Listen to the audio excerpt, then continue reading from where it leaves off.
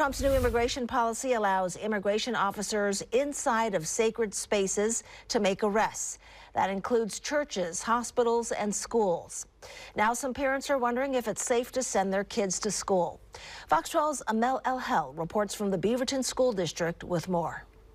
Parents here in the Beaverton School District told us whether this new policy affects them or not, no student deserves to feel unsafe at school. This all comes on the same day that Beaverton, along with some other school districts, sent messages out to families reiterating their commitment to protect anyone who walks through their doors. Less than a week into his presidency, Trump is following through on a campaign promise to crack down on immigration by carrying out mass deportations, and he's doing so by reversing a policy that has been in effect since 2011. Now, federal immigration agencies are allowed to make arrests at churches, hospitals, and schools, all places that used to be considered safe spaces. I think schools, hospitals, and safe places should be safe places for everyone. With the 14-year-old policy now ending, immigrant parents and those from vulnerable communities are left wondering if they should be sending their kids to school.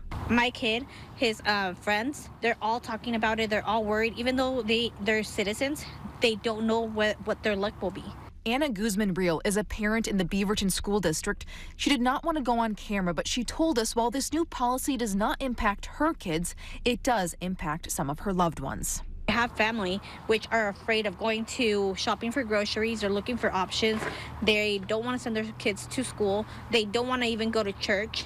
They don't want to go to the hospitals and seek medical attention. So definitely brings a big impact. With the growing concern, now local school districts are working to reassure parents that schools are still safe places for their kids. The Beaverton School District sent a statement to families on Friday saying the district does not ask about nor track student or family immigration status and does not require immigration or citizenship information of children or families to register students for school.